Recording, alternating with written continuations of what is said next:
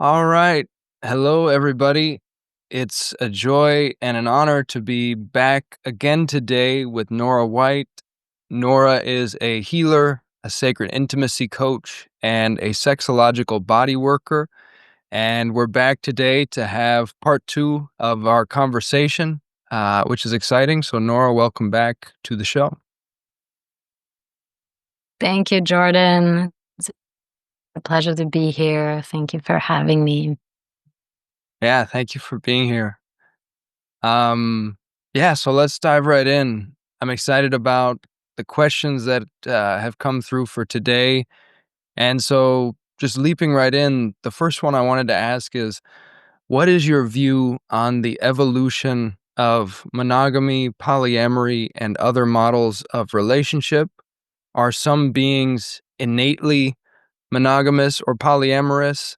And how can people discern what's right for them? And how do you see this evolving collectively? Hmm. It's such a rich topic that I am very fond of.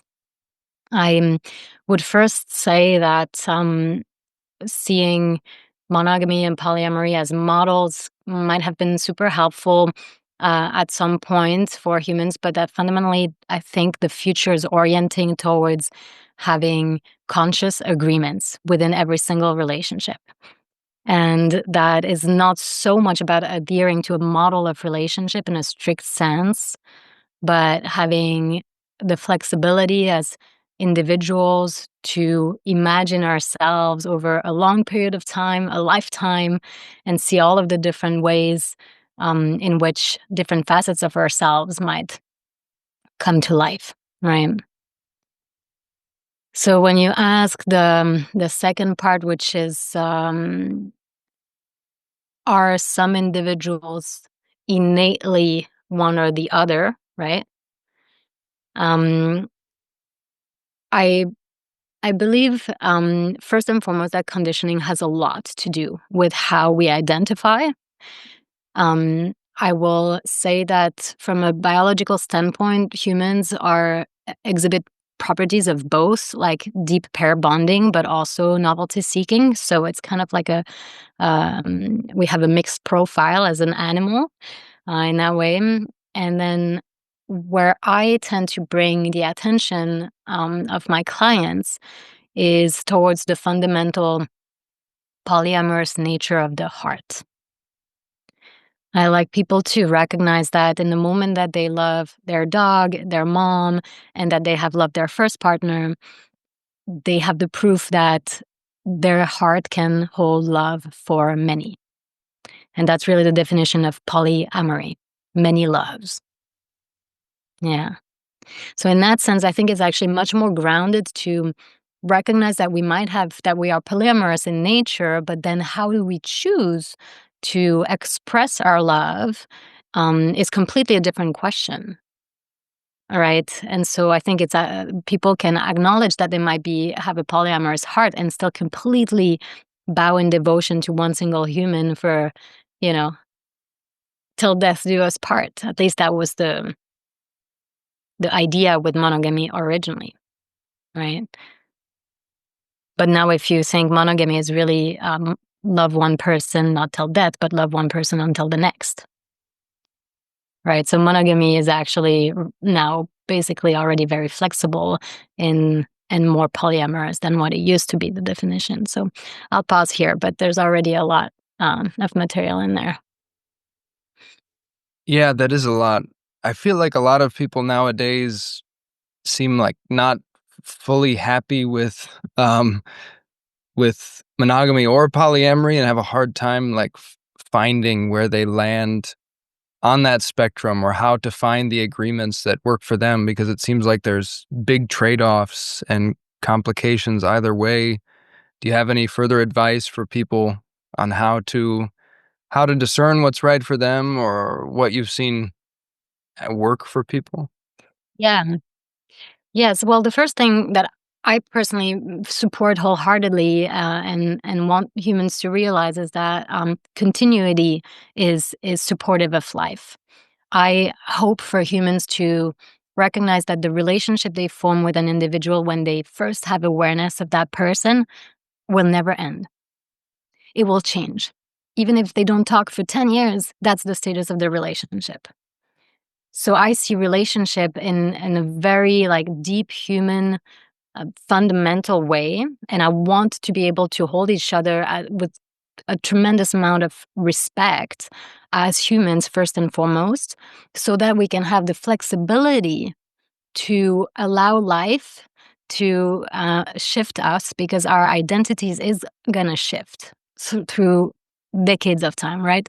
So actually, how can we create foundations with the people that we care about that allow us to transform, to have our identity move and transform and not lose everything, right? We don't make or break a situation with that. So that's the first thing that I would say as like have an advice is like, if you enter in a relationship with someone you really care about, does that look like for you to be okay, to keep this relationship respectful and intact? And then the second part that you were asking was, how can you know what's right for you, right? And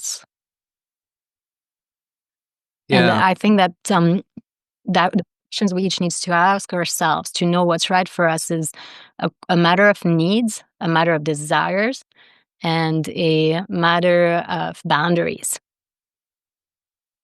right? So if we can situate ourselves in what is actually first necessary for us to feel safe, right, then we can enter in agreement with a person out of this nature of respect. And then actually when those needs are met, desire can flourish, and actually desire can change, and you'd be surprised what can happen for people when they feel met. So Hmm.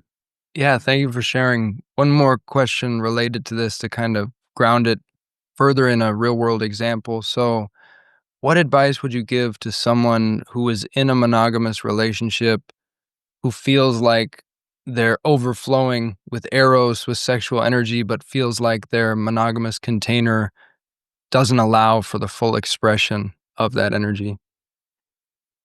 mm, two two fields come to mind, and the first one is I would like to understand first, um, was there a time where the relationship was able to be a good space for that erotic force to be completely expressed? And if that's the case, then my work would be to really go back at when did we lose that, and what does the other person need to go back to feeling safe and seen? Um, because what I work with and what I witness day after day is what happens when people can recalibrate that and reopen to desire. So I actually believe that there might be a missed opportunity that we're thinking the door is shut, but why is the door shut?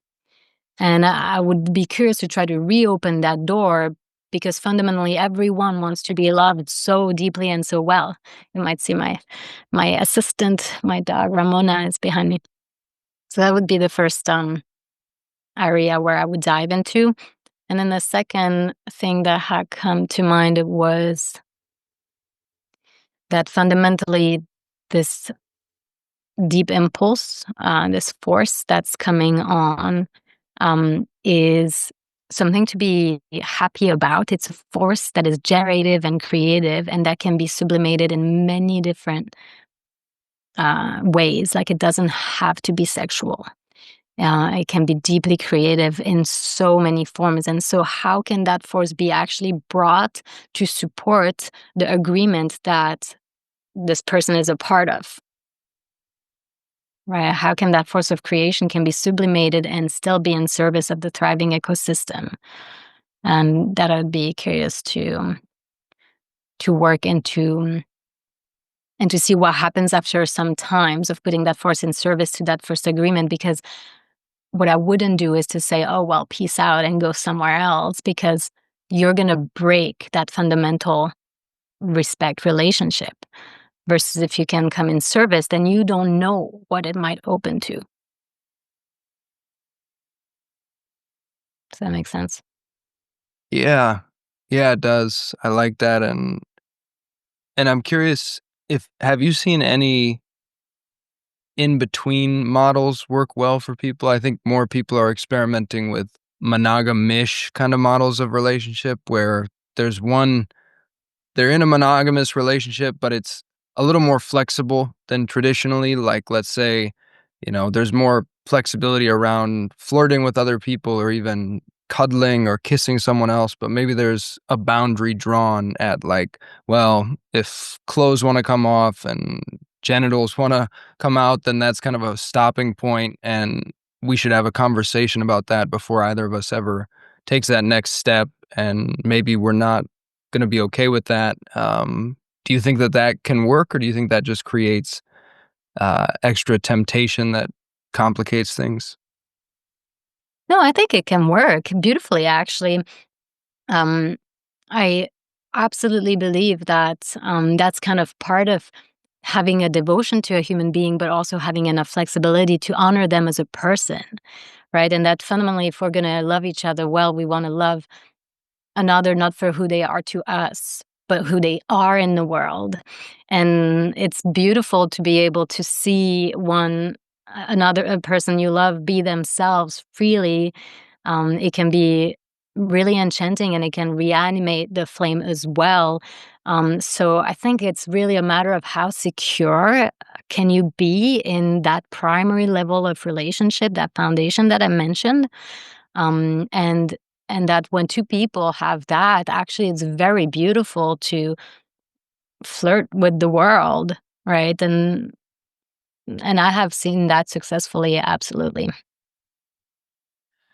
Okay, cool. Thank you for sharing, and shifting gears a little bit, I'm curious, how do you recommend for people to work with the power impulse in human beings, the desire to dominate or influence or radiate erotic power, how to work with that in a way that's integrated, sovereign, and not harmful? Mm. Well, if we go back to that source energy of Eros as being a primordial force of creation and generation, like a force that wants to be prosperous. In fact, if it's aligned with values, the if it's aligned with the highest types of values that are shared by the community, they are shared by the whole. And in that case, they're not coming out from a place of fear. They're not coming out from a place of ego, and it's not actually a call for dominance or manipulation, right? It's actually a force of service. That I think that the healed Eros is coming from love, is actually a force that comes in service too. So how would you recommend a person start to move toward that if they're feeling like in my case, for example, to make it more personal, I can say that sometimes when I'm frustrated in day-to-day life, in my family, in my marriage container, I'll feel like anger coming up, right? Just kind of raw anger, and that anger can just have an energy that doesn't feel service oriented, that feels like, fuck this kind of energy. I just want to get away, or this is all kind of a cage and I just want to break out of it, and kind of just this impulse to destroy. And it feels like there's a lot of power in that energy, but it feels like that energy could be, destructive in a way that's not helpful. And so it's like, how does a person heal that energy? Yeah. And yeah. Thank you for asking such a tender question and pressing question, and I feel you in this. The first thing I'll say, then you have to feel it through your body and move it and breathe it and shake it and thrust a pillow and use all your emotional release tools, right? Hit me up if you want. I have a list of 7. You can do them with me like on a minute by minute. Clearly, when the energy onsets, it's important to be lived and acknowledged in a conscious way. You never want to suppress an emotion, right? You don't want to act out on an emotion. You don't want to suppress an emotion. You want to allow it to run its course through the body. Be with it, shake it, right? Be with the pillow and thrust the pillow and throw a tantrum and all you need, because it's only going to last for some period of time, right? The chemistry of emotion plugs in the brain for a certain amount of time, but your biology just cycles it through. So you want to ride that wave, bring it to clarity, and then the whole work of sublimation and alchemy of like mastering anger for positive action. There is something that is there that is threatening something that you love, and how can you now bring it in service in an intelligent and conscious way that protects the values that you are defending or the things that you care about. Hmm. Yeah, thank you for that. I feel like also in my experience, it can be helpful too to ask oneself, what is underneath the anger and try to find often there are wounds underneath the anger too, like some deeply, like you say, the anger is often protecting something. And often that part arose at some point as a protector when there was a wounded inner child who just felt really afraid and felt rejected or abandoned, or there was too much and it couldn't process all that feeling. And so it got kind of buried with that feeling. And then this angry protector part arose to kind of protect it. And if people can find a safe container to do the work of kind of going under the anger to try to find that deeper wound and work with the inner child part and bring divine love to that inner child part, that can also be helpful in my experience too. Yeah. Yeah. Thank you for such a precious addition. I think what people need to leave with is that any emotion that arises in a really strong way is unlikely to be rooted in the present moment. It's pulling a cord that is much deeper, and it's reawakening something, a wound that is much deeper. And so having that split second of awareness that something is activated, and that is our job to tend to it, not to feel it. Actually, it's part of the work, and then to understand it is also part of the work. So having that awareness that we don't want to actually create any harm or make any hasty decisions around those, but we want to take them as an opportunity to see more clearly. Thank you, Jordan, for bringing that Mm. up. Yeah, you're welcome. You're welcome. Shifting gears a bit. So Actually, porn. if I may, Mm, uh, I was just with another thought that was lingering to the previous question around monogamish, and I would just like to share it. Um, you kind of describe the boundaries that would be put in the agreements, and what are the moments that we're kind of stopping, pausing, and allowing to return home and have a conversation and just decide what's meant to happen next. Uh, Indeed, like this is actually, I think, really um, supportive to the continuity that we spoke about, the longevity of those bonds. Because the truth is, if you suddenly have a connection with someone that really rocks your world in such a way that they start entering the ecosystem that you're already a part of, it's going to not be just you and that person. It's going to be a family affair. And polyamory, I deeply, deeply believe that's what it is everyone loves everyone. It's like everyone can really see why it's beneficial for people to be in relationship to each other. And what doesn't work is if a couple starts seeing another couple, and now the two sisters don't have sisterhood, or the two brothers don't have brotherhood, then we're in trouble. Because then the relationship and all the information has to be circulating in a way that is actually not supporting the whole, right? But when we enter a situation that says, okay, I now enter this uh, polycule because of your partner's blessing, and I go to your partner and I know that I'm here because of your blessing, and I love you, and my sisterhood with you matters above all, then we can enter a space of polyamory that can be beautiful for everyone because there is trust. Right? Yeah, thanks for bringing that up.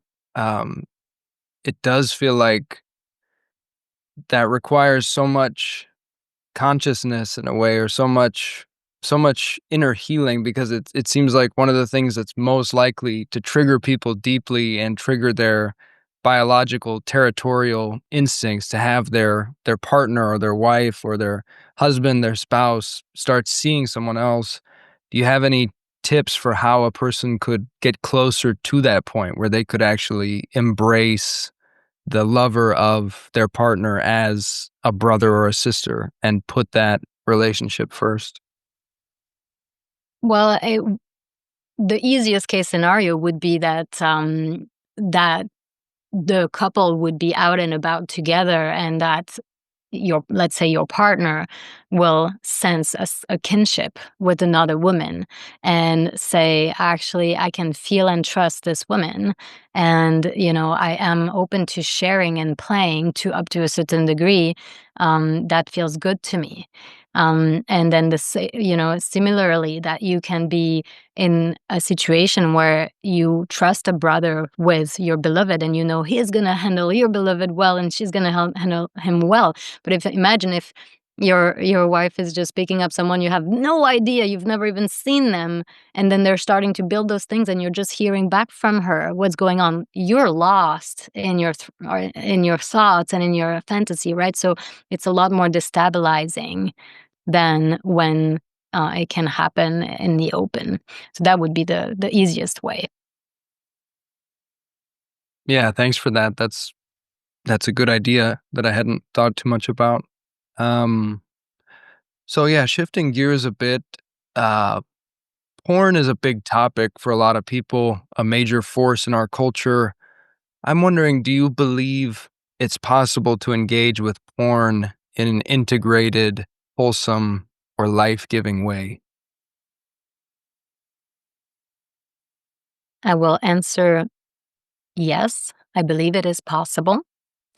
I will caveat it with all of the caveat that one can give to any form of hyperstimuli that is accessible out there to humans, because it is bypassing our higher conscious processing, cognitive processing, tapping into very deep reptilian memories deep in the bottom of the brainstem as we engage with that force. And so it has great potential to have control over you rather than you have control and choice over your engagement with it. Um, in that sense, I think like any other thing that is stimulating to humans, the idea is not to completely. I don't believe in abstaining, because I think that's just suppressing, and I believe that everything we suppress is still part of us, just in a way that we can't tell, and that has more insidious way to backlash on us. Um, so I believe in everything with moderation, including moderation. I think it is not actually fundamentally so wrong, and some people might disagree with me, but I think it's not. Sometimes a good binge of anything is actually helpful for humans in order not to become too rigid, to just kind of tap into a sense of aliveness that they've forgotten and change their states of consciousness around it and get perspective around it. but the trick is to be able to know how much, how consistently. Are you isolated with it? Is there a way where what you're getting out of that thing, whatever it might be, porn or anything else, that can be actually shared? Um, so I would actually be very inviting for people to look into some other models than porn. There's uh, make love, not porn. Still looks like very much like sex, but is real life people sharing how they make love. Or another good one is called Beautiful Agony, shoulders up of people in ecstasy.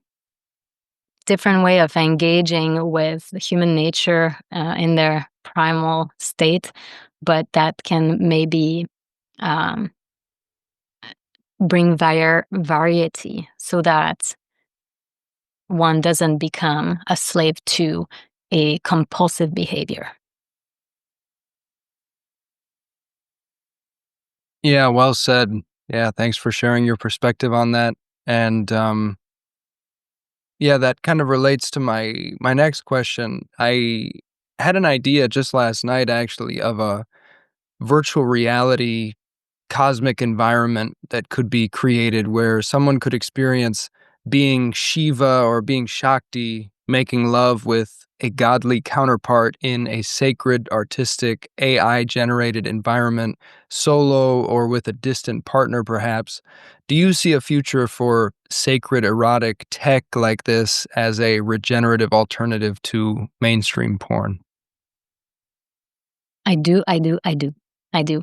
Actually, I love this idea that you had. It really speaks to a unique part of myself because I can still tell you it was in July 2017, I believe, that I was out of friends and exploring VR worlds of different kinds. Some were completely enchanted, sort of video gaming ones. Some were actual porn also. And through that experience, I came to have an idea that was very similar to the one you're describing, where I was like, wait a minute, like this I was very deep into events and experiential design in through those years, and I felt like the world I was creating and entering with my friends and all of those artists needed to be shared. But obviously, we were working because it was small and it was curated. But I thought those are the spaces to explore the temple arts, and those need to be shared to the world in some way, shape, or form someday. So I had like something quite similar to what you're describing come up inside of me. But I will also tell you that a few years after, at the peak of the pandemic in 2021, I worked with a group called Raspberry Dream Land, who were doing just that. They created this multiverse that was all about self-expression and that had an area in the multiverse where people that had been selected could go into and experience sense magic, we called it, which I was guiding. And so people at their home were using VR, and some of them had even received some wearable tech and some dildos, and that could be activated by other participants. I never heard back really from anyone that had used the wearable tech, but we did get some beautiful feedback from the participants that were sharing um, how connected and real it actually felt to be exchanging with people, even that it was through VR. Um, but with that said, I think I kind of lost touch with the group. I think everyone was just so happy to get out of the pandemic sooner than not, and I'm not sure where they're at right now. But I think in the long run, is very possible. Interesting. Yeah.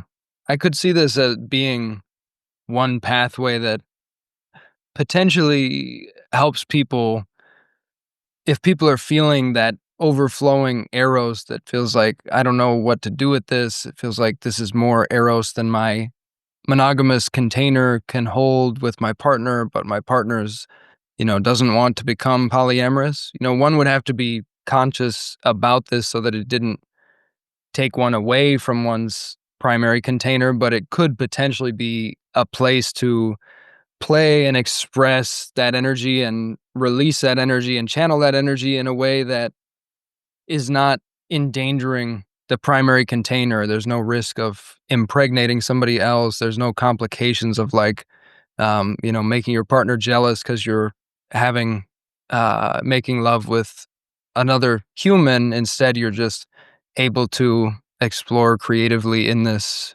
fully generated environment. So I think it's an interesting possibility. Yeah. Yeah, totally.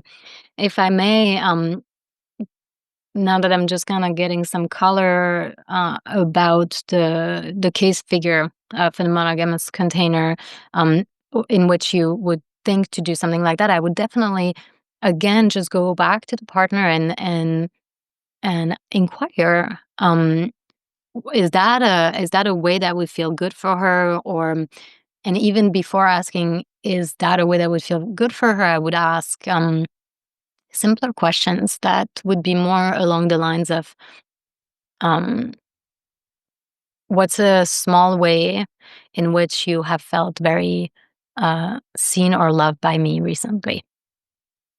And just kinda start reacquainting with what's actually love language for her, so that she can, and then bringing some of that energy into what's actually working for her, so that the foundation can become strong again. Because what I'm getting to is that I actually don't see people in the world that don't want to be completely loved and deeply ravished.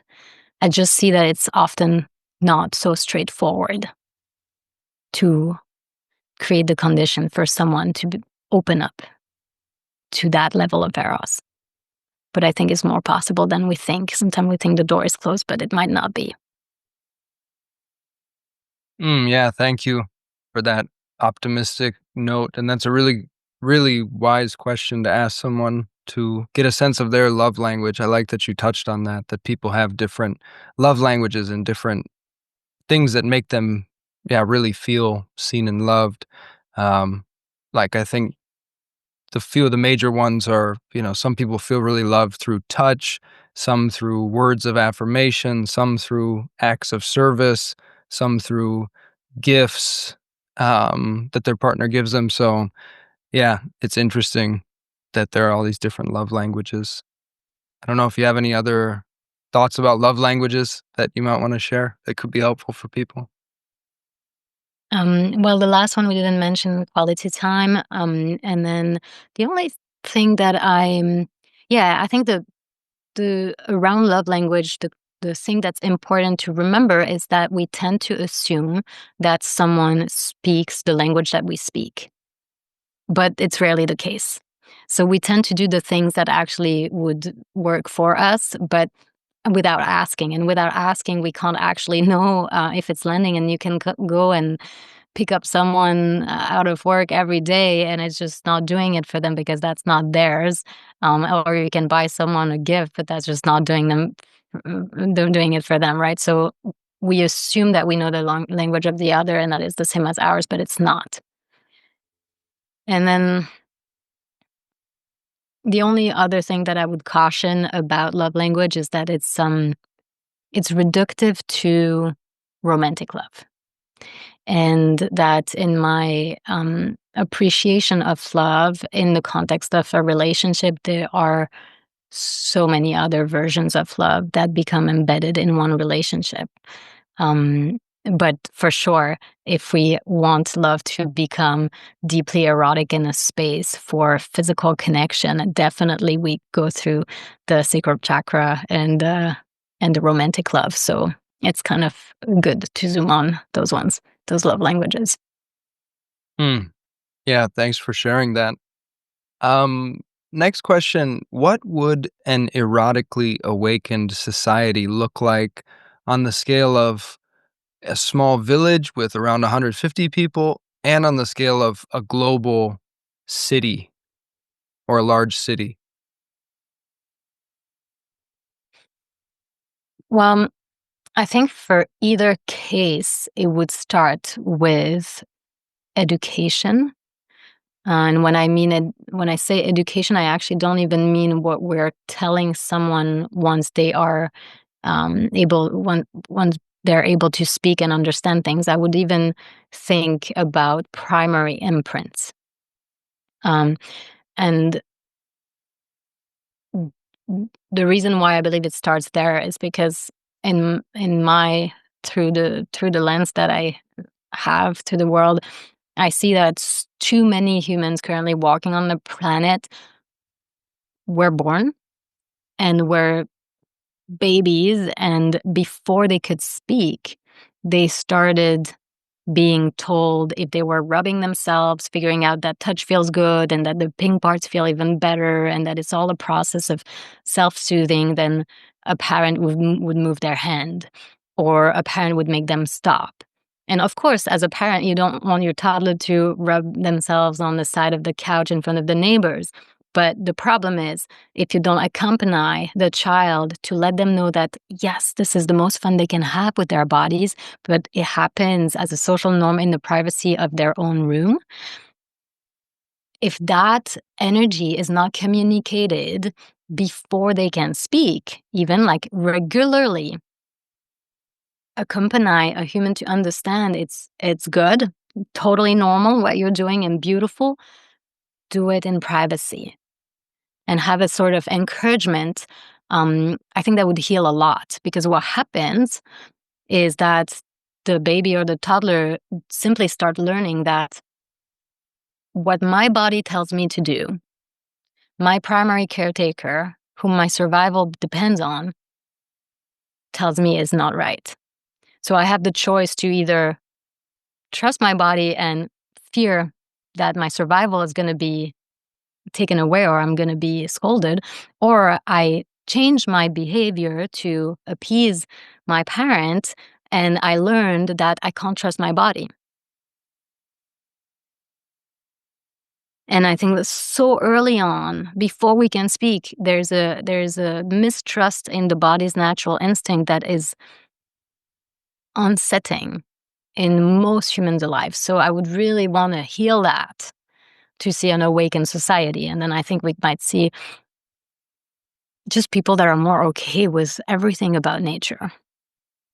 And if we're okay with everything about nature, we'll be better with emotion and we'll have our hearts more open. There's going to be more tears of joy, more tears of beauty, more tears of sadness. And through this, this gate of the heart, we might be able to witness some beautiful tokens of expressions. Still, maybe not in plain sight. Still, maybe in specific areas of the town, right? That there could be places where to be on a nudist beach and things. But I'm not.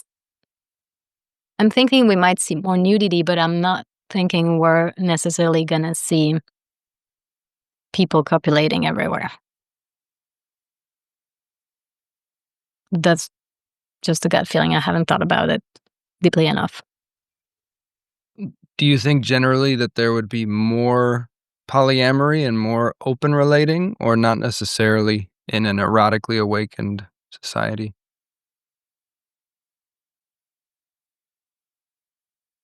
It kind of goes back to the first question where, in my view, those models are only models because we decide that there are separate models.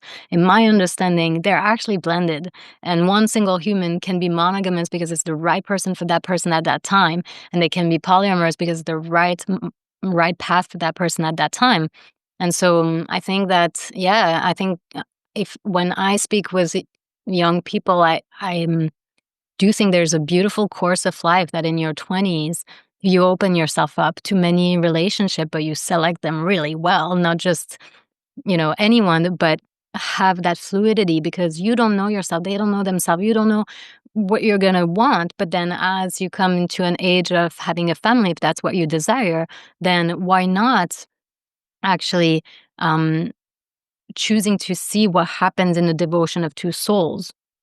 And I'm not saying that I don't believe in raising children in community, I actually have a really deep fondness and belief around this that I inherited from my grandparents and what I've known and witnessed from them.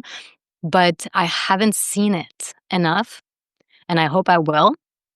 But I haven't actually seen villages of families that together completely in polyamorous spirit raise kids together in a lasting way. Somebody hit me up and put me up in touch with those people. I want to see it. I just haven't. Yeah, thanks for sharing.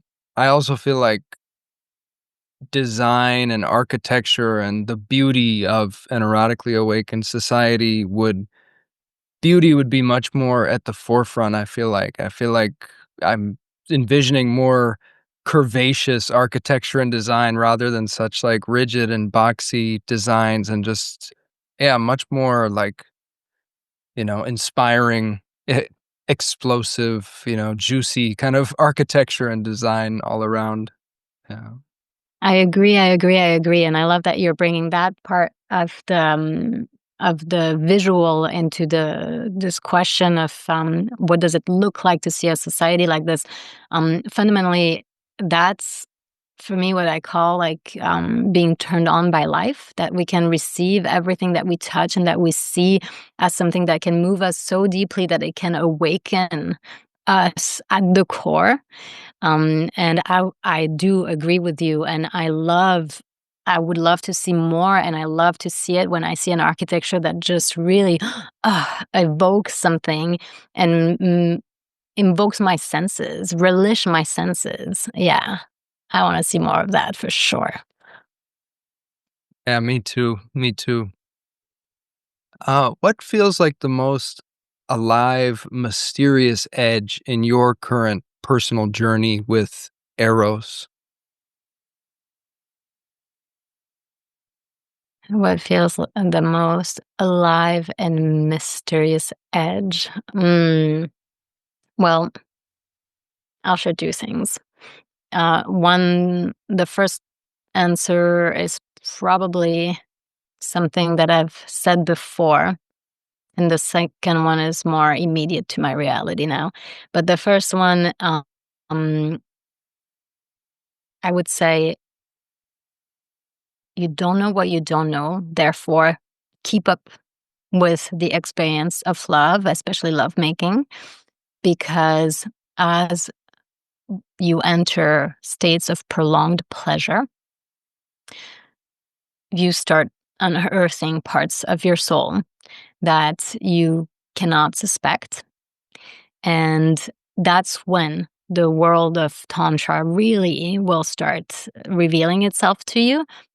And it's in those moments where you're flowing and deeply imbued by the states that you can try yourself at things that you didn't think you would. You can start discovering who you are uh, when embodying facets of yourself that you don't often embody. And so for me, it has been a grand journey of recognizing that, yeah, I might have a way of holding myself through the world that is most by default the one that I just simply slip in when I wake up out of bed in the morning. But there are other aspects of me that can come online. And it sometimes I can just decide and will it, but it's some for most people, what I'm observing is not necessarily so easy to just say, okay, I'm gonna be that now. So what I would say is do what you know, do what you like, just do it for longer. And as you get into it, that is when you will be surprised by what you're willing to change just at an energetic perspective or right? If you're leading or giving or surrendering, just see what it's like to guide the dance for a moment or to surrender to the dance for a moment and in different ways. So I think this will be forever mysterious and a fun edge to dive into. But when it comes to the most relevant part of the mystery for me right now is being in a container of a relationship that evokes the desire of bringing new life And even though we're currently very careful for probably another year not to get pregnant, there is definitely something very different and mysterious that comes with making love with that in our bones. How beautiful. That's beautiful to hear. And I was going to ask, what are some of the most profound secrets or discoveries you've made through your work with Eros healing and sex magic? Mm.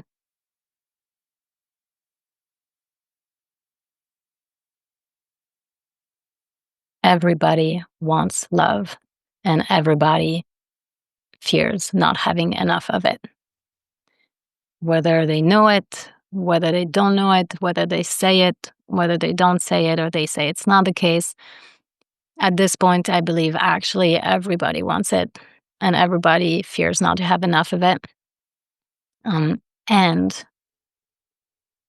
and that is because it is so deeply linked to survival, right? What it means really to be loved, and we could just go into that, but it's so fundamental to our human existence, and it is the remedy. And when we actually choose to prioritize the way that we engage with love on this planet because we recognize that it's driving us no matter what, whether we know it or not, it's driving the choices we make in life, um, then I find that people who can enter uh, love in a way where they can say, yeah, that I want it. And yes, I'm afraid not to have it. And I know that you do too, by the way. And so therefore, like, let's love each other well in a very conscious way and let's see where that brings us. Then when that opens, it is therapeutic. It is healing. So that would be, yeah, the second part of the secret. I believe when we love each other well, when we love ourselves well, we can heal every little small thought we ever had about ourselves. And it brings aliveness to every part of our experience as humans. Beautiful share. Thank you for that. And final question here. What was one of the most personally transformative moments or realizations for you in this whole area that we're discussing? What was one of the most transformational moment for me was that day where I entered the states. I mean, frankly, the way that I describe it was probably the first time that I got a full yoni activation, G spot activation, and I remember really like being like, "Wait, time out! What is happening? And how do we get this to everybody?" And the next day, I was like, "Is this what tantra is about?" And at the time, I had already been completely blown open by the work with medicines. I had been a few years before. I had been grieving the loss of a partner, and I had discovered a lot of through consciousness, through medicine. But then I found myself with the medicine of my body, completely sober, opening up my soul, and that's when I was like, wait a minute, this tantra thing is not just about our little pleasure.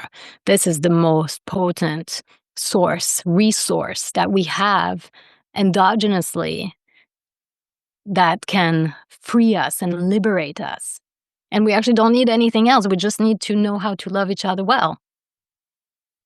Yeah, that blew me away. And then I pivoted my entire life, and now I do what I do.